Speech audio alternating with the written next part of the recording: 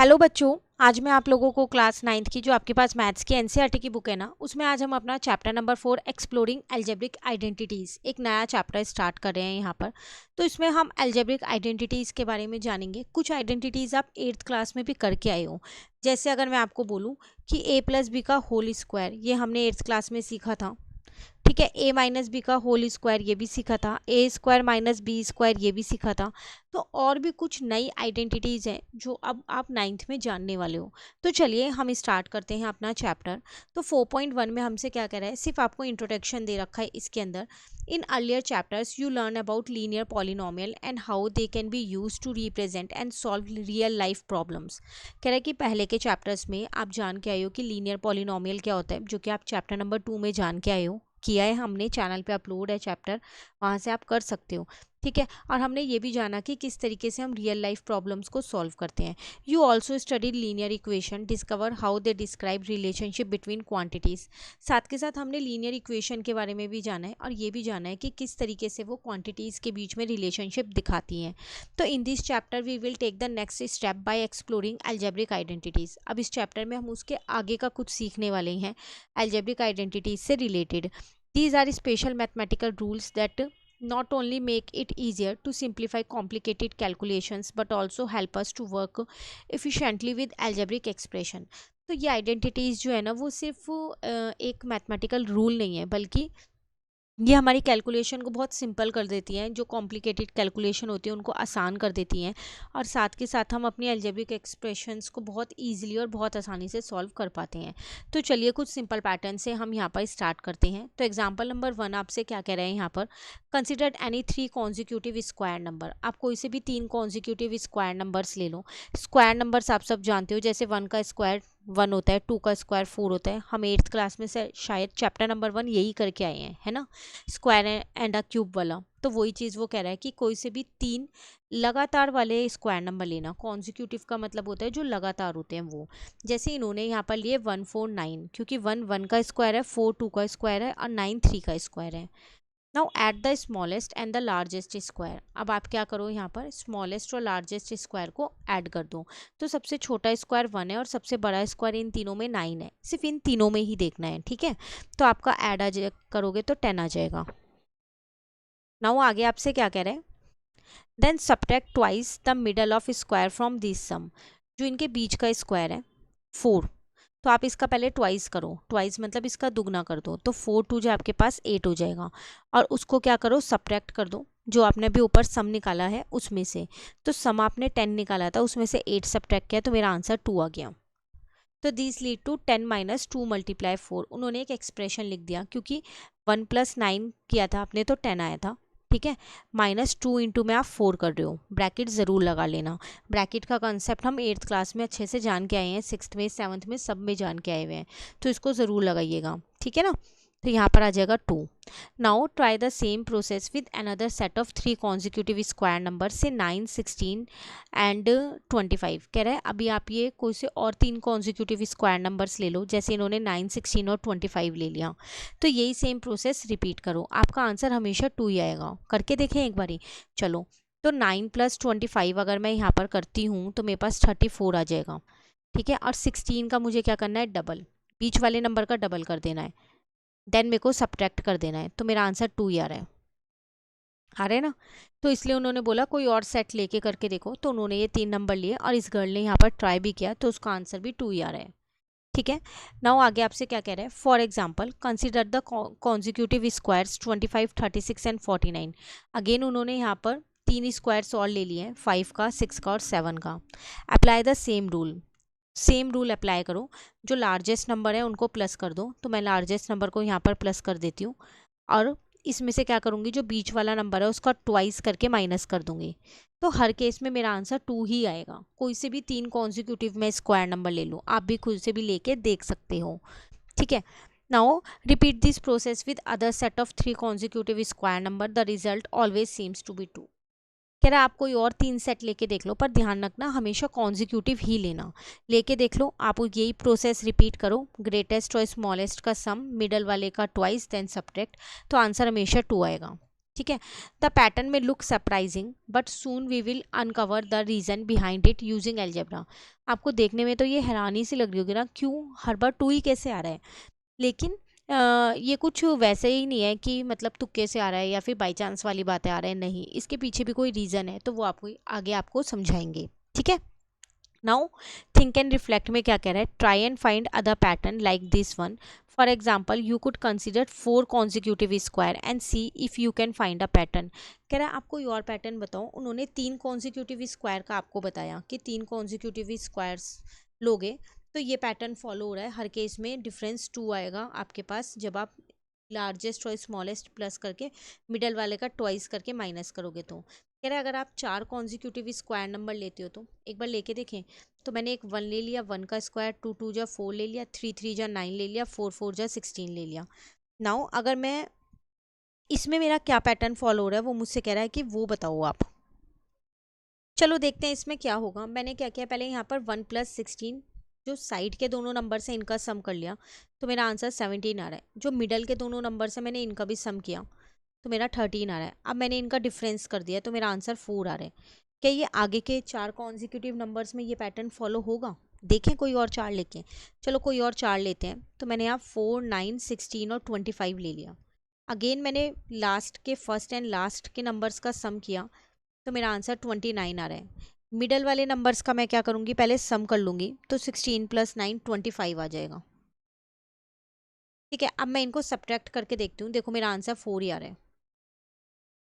तो मतलब आप कोई से भी 4 कॉन्जिक्यूटिव नंबर्स लेते हो तो जो बाहर वाले नंबर्स हैं फर्स्ट एंड लास्ट वाला जो होगा, first number and fourth number उनका सम, और जो सेकंड और थर्ड नंबर है उनका सम, और दोनों को सब्ट्रैक्ट करोगे तो हमेशा 4 आएगा। एक बार एक कोई और लेके देखें। अब मैंने यहाँ ले लिया 9 16 25 और 6 6 या 36।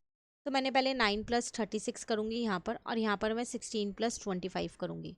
चेक करते हैं कि 4 आएगा नहीं आएगा सब्ट्रैक्ट करके। तो ये तो मेरा 45 बन रहा है। देन 16 + 25 जो है मेरा 40 बन रहा है। सॉरी 41 बन रहा है, 40 नहीं बनेगा ना, 41। सब्ट्रैक्ट कर लो, देखो अभी भी 4 ही आ रहा है। तो इसका मतलब आप कह सकते हो कि 4 कॉन्जिक्यूटिव नंबर के केस में ये वाला पैटर्न आपका फॉलो हो रहा है। उसमें हम क्या कर रहे हैं कि जो फर्स्ट एंड लास्ट नंबर है, sum of first and fourth square number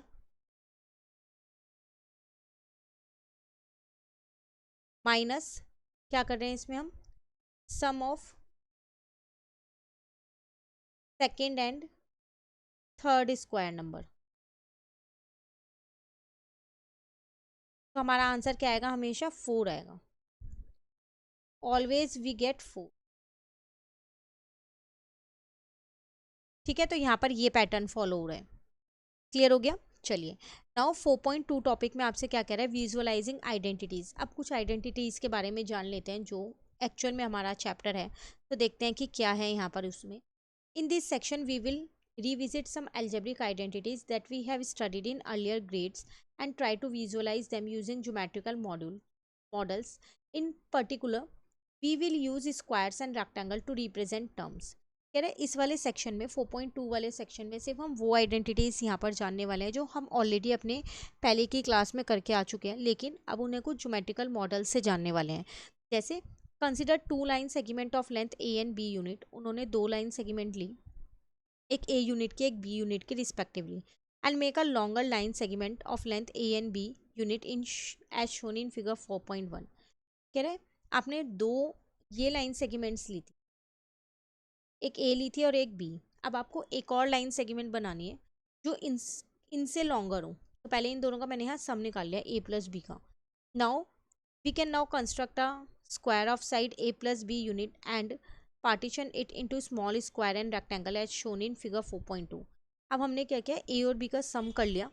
अगर मान लो 5 और 2 है, ए 5 है बी 2 है, तो 7 ले लिया। ठीक है, दोनों का सम करके, और उतने सेंटीमीटर का या उतनी यूनिट का मैंने क्या किया, एक स्क्वायर बना दिया। स्क्वायर की सारी साइड सेम होती है, तो ये भी आपका ए प्लस बी होगा, ये भी ए प्लस बी होगा, ये भी ए प्लस बी, और नीचे वाली साइड भी ए प्लस बी। अब इसमें मैंने क्या किया, छोटे छोटे स्क्वायर्स और छोटे छोटे रेक्टेंगल्स बना दिए हैं। स्मॉल स्क्वायर्स एंड रेक्टेंगल्स दिख रहे होंगे आपको। दिख रहे हैं? ये ग्रीन वाला जो है वो रेक्टेंगल है क्योंकि उसका एरिया आ रहा है A into B, length into breadth. जो येलो वाला है ये आपका क्या है, स्क्वायर है, क्योंकि इसका एरिया होता है साइड इंटू साइड, तो ए इंटू ए हो जाएगा। ठीक है, ये भी आपका स्क्वायर होगा क्योंकि इसका एरिया साइड इंटू साइड, तो बी इंटू बी हो गया। क्लियर? क्या कह रहा है आपसे यहाँ पर, absorb that the area of the outer square. अगर बाहर वाला जो पूरा बड़ा स्क्वायर है उसका एरिया देखें तो एरिया का फॉर्मूला होता है साइड इंटू साइड। साइड ये है मेरे पास, ये है मेरी साइड, तो इसका एरिया कितना हो जाएगा, तो ए प्लस बी का होल स्क्वायर हो जाएगा। दो बार आएगा ना, ए प्लस बी इंटू ए प्लस बी, तो स्क्वायर।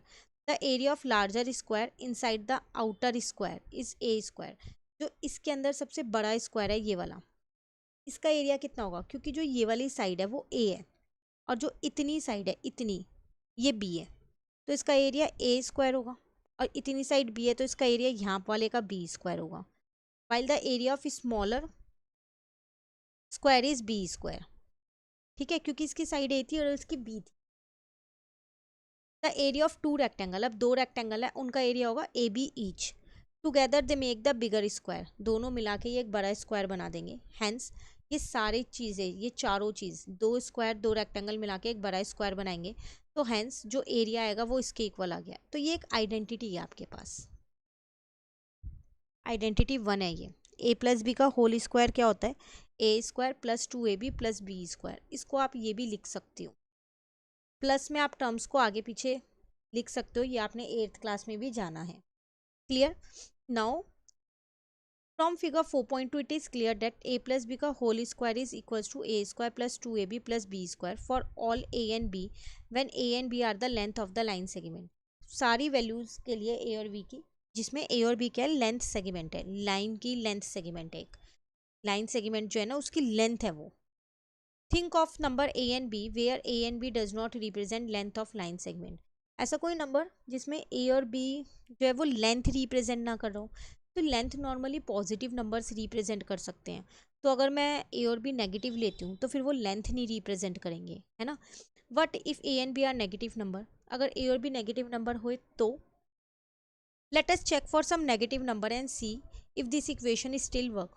चलो ऐसा करते हैं, कुछ नेगेटिव नंबर्स को लेके देखते हैं क्या ये इक्वेशन उसमें काम करने वाली है। तो लेट, उन्होंने a ले लिया -2, b ले लिया -3, ठीक है ना। तो a प्लस बी का होल स्क्वायर आपकी लेफ्ट साइड पे लिखा है, तो a आपके पास -2 और b आपके पास -3, तो -2 -3 मिलके -5 हो गए। -5 का स्क्वायर आ गया 25, तो इसकी लेफ्ट साइड तो 25 आ गई। बट अगर मैं इसकी राइट साइड देखूँ तो यहाँ पर देखूँ,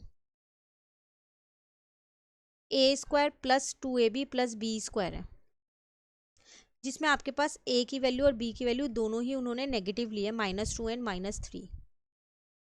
तो a की जगह मैंने -2 को पुट कर दिया, देन अगेन a की जगह -2 को पुट किया, b की जगह -3 को, देन b की जगह -3 को। तो -2 का स्क्वायर 4 होगा, 2 का भी तो 4 ही होता है। इस माइनस से ये माइनस कट गया, अब तीनों को मल्टीप्लाई करेंगे, 2 2 जा 4, 4 3 जा 12 हो गया, -3 का स्क्वायर 9 हो गया। तो 16 + 9 आंसर तब भी 25 ही आ रहा है। तो इसका मतलब आपकी LHS जो है वो RHS के इक्वल आ रही है, अगर आप दोनों वैल्यूज़ को नेगेटिव लेते हो तब भी। तो इसका मतलब जो ये इक्वेशन है वो काम करेगी अगर आपकी वैल्यूज़ नेगेटिव हैं तो। Clear? Now suppose a and b are rational number. अब अगर a और b कोई रैशनल नंबर हुए तो, से a ये और b है, तो क्या ये इक्वेशन वर्क करेगी। तो a प्लस बी यहाँ पर देख लो उसका स्क्वायर कितना आ रहा है, एंड देन इसके अंदर पुट करके देखो। अगेन आप चेक करोगे, चाहे आपका a और b नेगेटिव नंबर हो, चाहे पॉजिटिव नंबर हो, चाहे रैशनल नंबर हो, कोई भी हो, ये इक्वेशन जो है वो वर्क करेगी ही करेगी। LHS जो है वो RHS के इक्वल आएगा ही आएगा। देख लो आप दोनों में, यहाँ 1/144 आ रहा है और यहाँ पर भी। तो a square plus 2ab plus B square जो है वो a प्लस बी के होल स्क्वायर के बराबर है। Seems to be true for rational number 2। Negative numbers के लिए भी ट्रू है और रैशनल नंबर के लिए भी ट्रू है। But we are still not sure if it is true for all number. अभी भी कहीं ना कहीं डाउट है, क्या ये सारे नंबर्स के लिए ट्रू होगा। To verify this let us investigate further using the distributive property of number. अभी थोड़ा और ऐसा करते हैं, वेरीफाई करते हैं, कुछ इन्वेस्टिगेट करते हैं। तो अब हम यहाँ डिस्ट्रीब्यूटिव प्रॉपर्टी लगाते हैं। नाउ ए प्लस बी का होल स्क्वायर है, इसको यहाँ पर समझो पहले। तो इसको मैं ये लिख सकती हूँ ना, 2 बार ए प्लस बी, ठीक है ना, वही चीज़ इन्होंने यहाँ लिख दी। अब अगर मैं यहाँ देखूँ तो मेरे को पता है कि फर्स्ट नंबर सेकंड ब्रैकेट होता है, ये हम 8th क्लास में कंसेप्ट करके आए हैं, है ना, चैप्टर नंबर 6 में जो आपके पार्ट 1 वाली बुक थी। प्लस बी के साथ भी ये दोनों मल्टीप्लाई के हैं, पहला नंबर दूसरा ब्रैकेट, दूसरा नंबर दूसरा ब्रैकेट, याद आ रहा है कुछ ऐसा सीखा था, first number second bracket, second number second bracket, ये वही है। नाउ ए अंदर इंटू होगा तो ए स्क्वायर प्लस ए बी आ जाएगा, इसके साथ भी मल्टीप्लाई, इसके साथ भी। बी अंदर इंटू होगा तो ए बी के साथ करोगे तो बी स्क्वायर, ये दोनों लाइक टर्म्स हैं तो मैं इन्हें प्लस कर सकती हूँ, यहाँ आ जाएगा 2ab, और ये बी स्क्वायर ऐसी है। फाइनली वही तो आ रहा है, सेम आ रहा है ना। तो उन्होंने अपनी डिस्ट्रीब्यूटिव प्रॉपर्टी लगाई, तब जाना, तब भी ये यही था। Recall that in grade 8 you will introduce to a plus b का whole square is equal to a square plus 2ab plus b square as an identity। और हमने 8th क्लास में ये आइडेंटिटी की है, ऐसा मैंने आपको स्टार्टिंग में ही बोला था। ये ना ये वाली आपने a माइनस बी वाली भी की है, अभी हम वो भी सीखने वाले हैं, ठीक है। Now what is the difference between equation and identity. फिर इक्वेशन और आइडेंटिटी में क्या डिफरेंस है। तो an algebraic identity is an equation, identity ही एक ऐसी इक्वेशन होती है this is that is true for all values of variables occurring in it, while an equation need not to be true for all।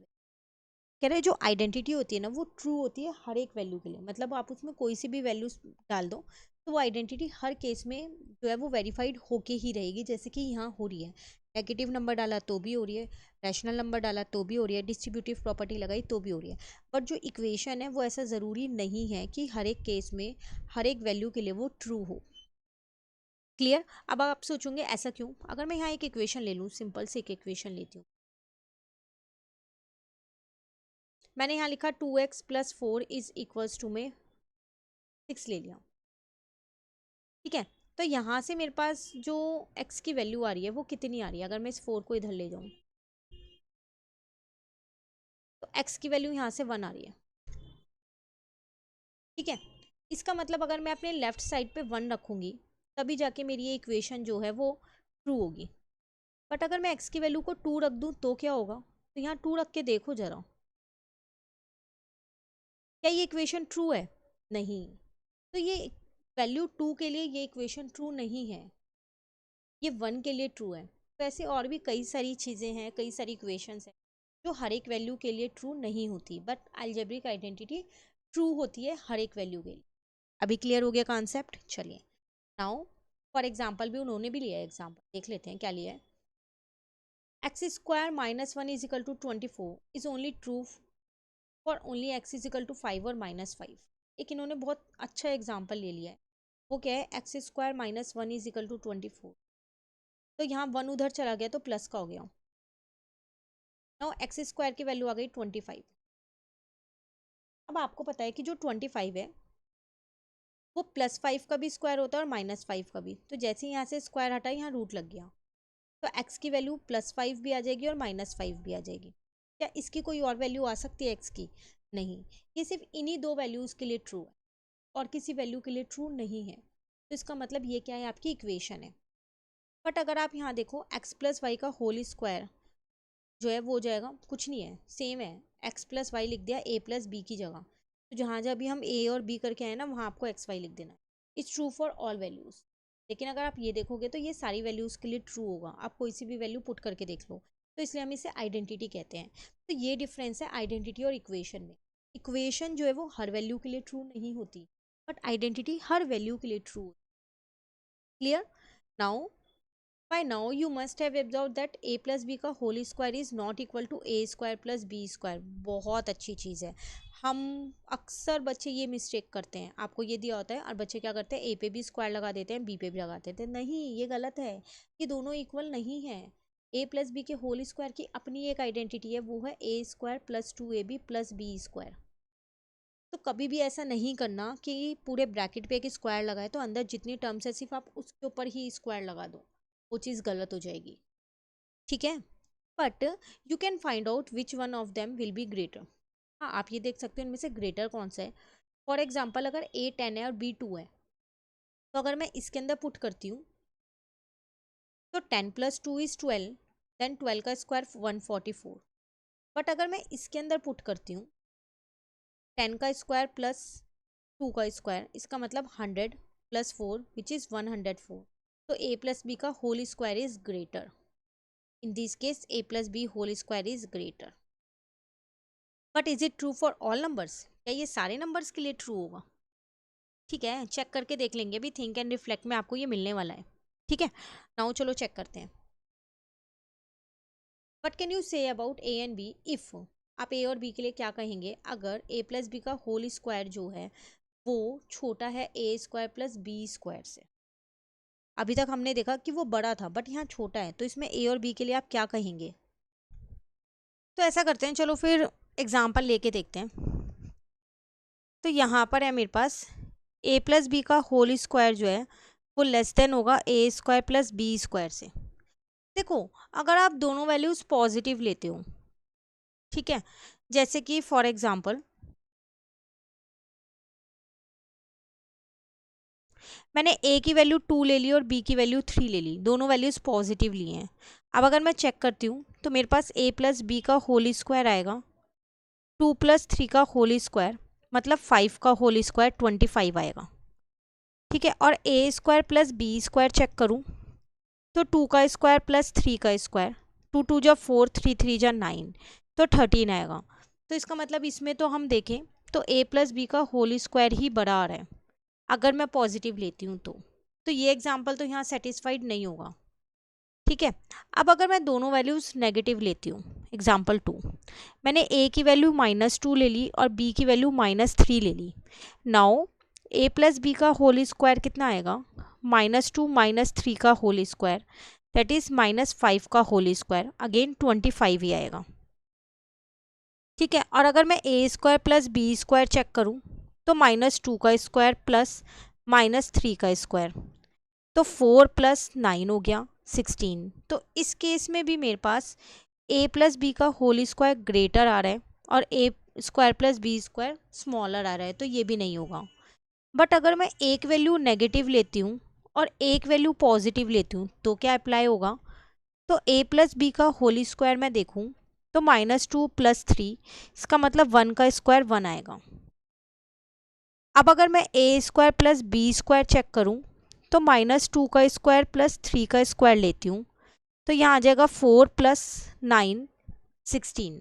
हाँ, इस case में A + B का whole square छोटा आ रहा है A² + B² से। इसका मतलब आपको A और B में से आप उल्टा भी कर सकते हो। मैंने यहाँ A की नेगेटिव लिया, आप B की नेगेटिव भी लेके दे सकते हो। तो इस केस में मतलब आपको क्या कह रहा था आपसे, what can you say about A and B? तो फर्स्ट पार्ट का आंसर आप लिख सकते हो, इन this case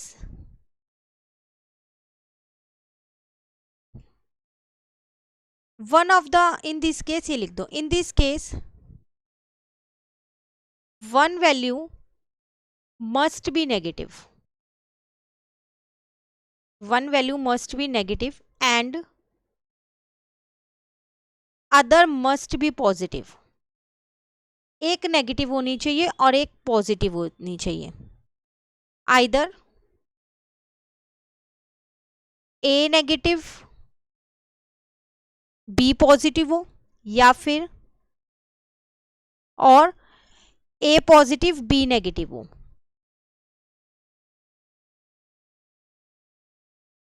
A positive B negative हो, पर एक नेगेटिव होनी जरूरी है। ठीक है ना, तभी आपके पास ये सेटिस्फाइड होगा। Now what can you say about A and B if A + B whole square is greater than A² + B²? तो ये तो अभी हमने किया ही है ऊपर।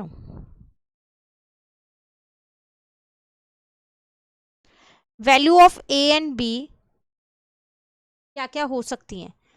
या तो A की वैल्यू जो है वो पॉजिटिव हो सकती है इस केस में, और B की भी पॉजिटिव हो सकती है। ठीक है, या फिर A की वैल्यू भी नेगेटिव ले लो और B की भी नेगेटिव ले लो, बस। Value of A and B to satisfy this condition, इस कंडीशन को सेटिस्फाइड करने के लिए ए और बी की वैल्यू क्या क्या हो सकती हैं। क्लियर। नेक्स्ट कह रहा है when will A plus B का whole square equal to A square plus B square, ऐसा कब होगा। आंसर नंबर 3, ऐसा कब होगा कि ए प्लस बी का होल स्क्वायर जो है वो a square plus B square के बराबर हो। क्या ऐसा कभी हो सकता है। तो ये देखो तभी हो सकता है जब या तो दोनों की वैल्यू जीरो हो, ए और बी की, या फिर दोनों में से किसी एक की जीरो हो। तो हम यहाँ लिख देंगे ए प्लस बी का whole square is equal to A square plus B square only when हम केसेस लिख दें both a and b are zero, या तो दोनों जीरो हो, या फिर either one will be zero, कोई सा भी एक जीरो हो। फॉर एग्जाम्पल यहाँ पर लेके देख लो, अगर आप यहाँ पर ए भी जीरो लेते हो और बी भी जीरो लेते हो, फर्स्ट वाले केस का एग्जाम्पल दे रही हूँ, तो ए प्लस बी का whole square is equals to A square plus B square होगा। तो जीरो प्लस जीरो का square is equals to zero square plus zero square, तो जीरो ही आ रहा है। और अगर आप ए की वैल्यू जीरो और बी की वैल्यू 5 लेते हो, दूसरा एग्जाम्पल है ये, तो जीरो प्लस 5 का whole square is equals to में जीरो का स्क्वायर प्लस 5 का स्क्वायर, तो 5 का स्क्वायर इज इक्वल टू 5 का स्क्वायर 25 आ रहा है। सिमिलरली अब अगर आप ए को 4 और बी को 0 ले लो, either one will be zero ना, तो either one will be zero, तो मैंने दोनों केस ले लिए। नाउ ए प्लस बी का होल स्क्वायर जो है वो a square plus B square के बराबर होगा। कैसे, 4 प्लस जीरो का स्क्वायर होगा 4 स्क्वायर दैट इज 16, और यहाँ आ जाएगा 4 स्क्वायर प्लस जीरो स्क्वायर मतलब 16 ही आएगा। क्लियर। तो या तो दोनों जीरो, या फिर ए जीरो और बी कोई नंबर हो, या फिर बी जीरो और ए कोई नंबर हो। ठीक है, क्लियर हो गया। चलिए आगे क्या कह रहे हैं, did you absorb that a plus b whole square and a square plus B square are both positive. आपने कभी नोटिस किया है कि ये भी पॉजिटिव होता है और ये भी पॉजिटिव। हाँ, क्योंकि इनके ऊपर स्क्वायर लगा हुआ है तो वो नेगेटिव नंबर को भी पॉजिटिव कर देता है। What term will decide which is larger, अब कौन सा लार्जर होगा। Use the expansion of a plus b whole square to decide. कह रहा है कि कैसे पता चलेगा कि कौन सी टर्म लार्जर हो। तो आप कोई सी भी ले लो, आपका जो आंसर आएगा वो दोनों ही केस में आपके पास पॉजिटिव आएगा। फॉर एग्जाम्पल अगर आप इसका एक्सपेंशन लेते हो तो वो आ जाएगा A square plus 2ab plus B square. ठीक है, नाउ अगर मैं यहाँ एक एग्जाम्पल ले लूँ, मैंने ए की वैल्यू 2 और बी की वैल्यू 5 ले ली, मैंने बी को लार्जर लिया है इस केस में, तो यहाँ पर आ जाएगा 2 प्लस 5 का होल स्क्वायर लेफ्ट साइड पे, 7 का स्क्वायर 49 आ गया। यहाँ पर आ जाएगा 2 का स्क्वायर प्लस 2 इंटू में 5, वैल्यूज़ को पुट कर दूँ और कुछ नहीं कर रही, तो 4 का स्क्वायर प्लस 2 5 जा 10 और एक 20, और 5 का स्क्वायर आ जाएगा 25। ठीक है, तो ये भी 49 ही आ रहा है। तो कोई सी भी ग्रेटर ले लो। अब अगर एक नेगेटिव एक पॉजिटिव लेती हूँ तो ए की वैल्यू -5 ले ली और बी की वैल्यू 3 ले ली। अब कंडीशन अब एक्सपेंड करके देखती हूँ यहाँ पर,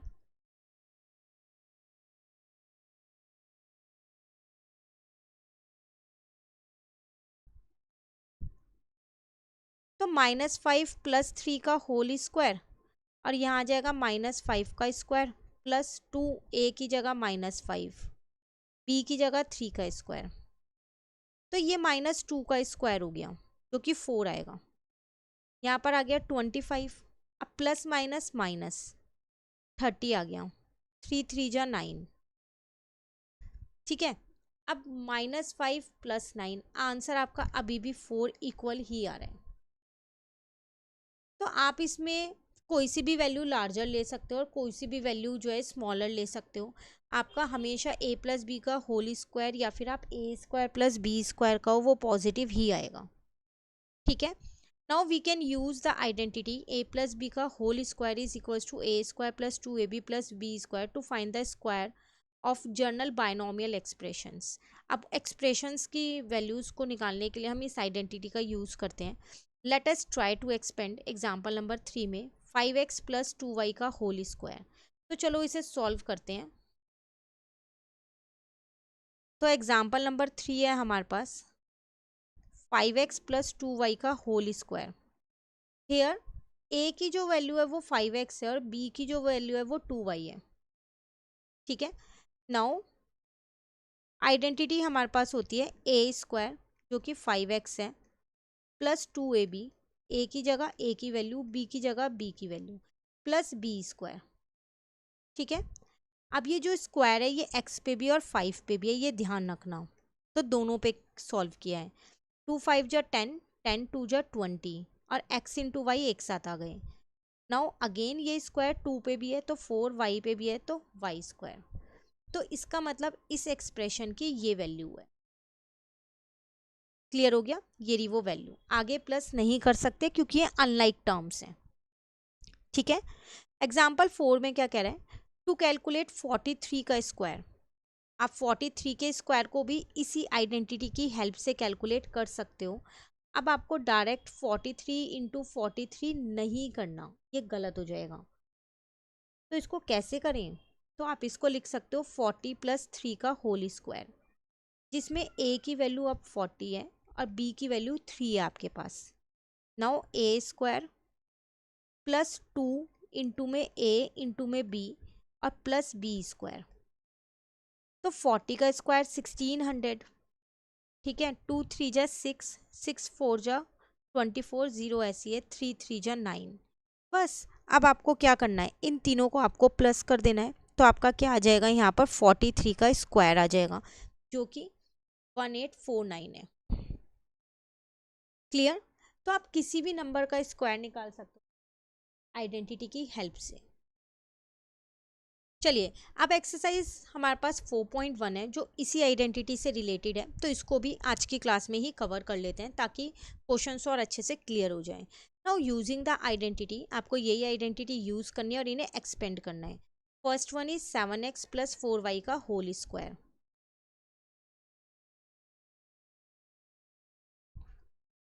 तो 7x प्लस 4y का होल स्क्वायर है। तो ए स्क्वायर प्लस 2 इंटू में a, b की जगह b प्लस बी स्क्वायर। हमेशा ध्यान रखना फर्स्ट वाला नंबर a है और सेकंड वाला b है। ठीक है। नाउ स्क्वायर दोनों पे है, 7 7 जा 49 और x स्क्वायर। 2 7 जा 14 हो गया, 14 को 4 से इंटू करोगे 56 आ जाएगा। एक्स वाई ऐसी है, 4 4 जा 16 वाई स्क्वायर। क्लियर हो गया फर्स्ट पार्ट? सिर्फ आइडेंटिटी लगानी है। देन रेशनल नंबर दे रखा है सेकेंड पार्ट में 7/5x plus 3/2y।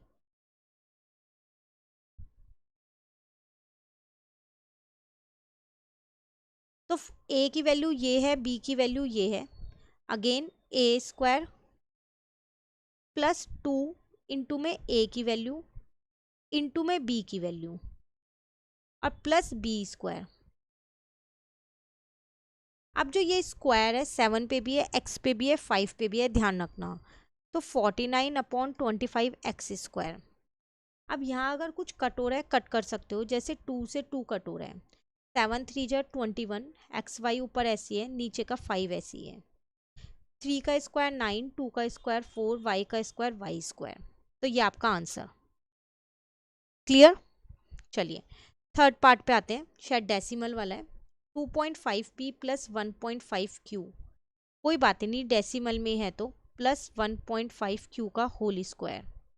Identity same लगेगी, a ये है b ये है।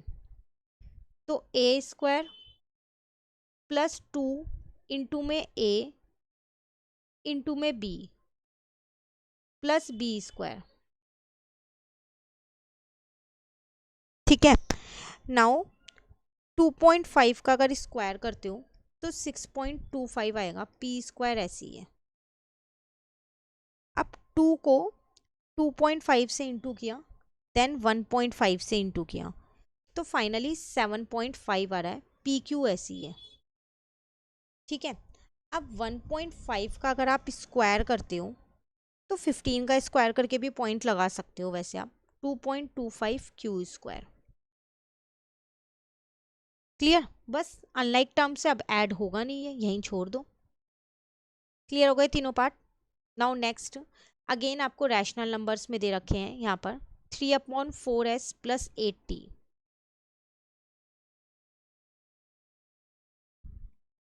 8t है, एक बार चेक कर लें, का होल स्क्वायर। अगेन ए ये है, बी ये है, तो ए स्क्वायर प्लस 2 इंटू में ए इंटू में बी प्लस बी स्क्वायर। तो 3 3 जा 9, 4 4 जा 16 ऐसे स्क्वायर। इसको मैं इससे कट कर सकती हूँ, ठीक है, 2 आ गया, तो 3/2 एस टी मल्टीप्लाई 8 भी है ये, 8 8 जा 64 टी स्क्वायर। अभी इसको इससे भी कट कर सकती हूँ, 4 आ जाएगा, थोड़ा और सिंप्लीफाई हो गया, तो यहाँ आ गया 12 एस टी प्लस 8 8 जा 64 और यहाँ टी स्क्वायर ऐसी है। क्लियर? फोर्थ पार्ट, तो जो जिससे कट हो रहा हो ना 2ab में, आप उसको उससे कट कर दो। ठीक है, नाउ x प्लस 1/2y का होल स्क्वायर। अगेन a ये है, b ये है, तो a स्क्वायर प्लस 2 इंटू में a इंटू में b प्लस b स्क्वायर। तो एक्स स्क्वायर तो ऐसे ही रहेगा, इस 2 से ये 2 कट गया, x/y बचा, ऊपर x और नीचे y, तो 2 2 जो 4, y का y स्क्वायर। क्लियर? चलिए नेक्स्ट 1/x प्लस 1/y।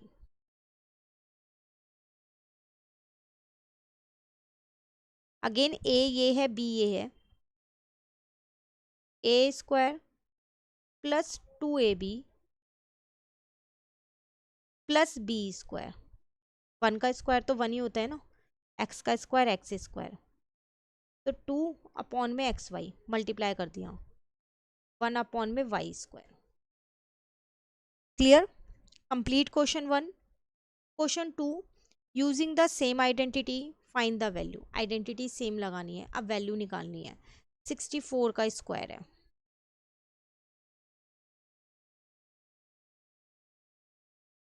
तो इसको मैं 60 प्लस 4 का स्क्वायर लिख सकती हूँ, जिसमें a ये है, b ये है। नाउ a स्क्वायर आइडेंटिटी लगा रही हूँ, 2ab प्लस b स्क्वायर, तो 60 का स्क्वायर 36, 4 का स्क्वायर 16। अब देखो 2 4 जा 8 हो गया, 8 6 जा 48, 0 ऐसी है। ठीक है, बस अब आपको क्या करना है, तीनों को प्लस कर दो, तो आपका 64 का स्क्वायर 4096 आ जाएगा। क्लियर है? चलिए सेकेंड पार्ट है 105 का होल स्क्वायर। तो इसको मैं 100 प्लस 5 का स्क्वायर लिख सकती हूँ। देन a ये है, b ये है, a square plus 2ab plus b square, तो यहाँ तो 10,000 हो गया, 2 5 जा 10 और यहाँ 1000 आ जाएगा, 5 5 जा 25। ठीक है, अब आपको क्या करना है, इन सबको प्लस कर देना है, तो 11,025 आपका आंसर। क्लियर? चलिए थर्ड पार्ट आप खुद से ट्राई कीजिएगा होमवर्क में, कमेंट करके मुझे ज़रूर बताइएगा कि क्या आंसर आया। और आपने आइडेंटिटी लगा के ही किया है ना, डायरेक्टली तो नहीं मल्टीप्लाई कर दिया 205 इंटू 205, इस चीज़ का भी ध्यान रखना, आइडेंटिटी लगा के करना। जल्दी से सॉल्व कीजिए और मुझे कमेंट करके इसका आंसर बताइए। मिलते हैं नेक्स्ट क्लास में 4.3 टॉपिक के साथ। Thank you.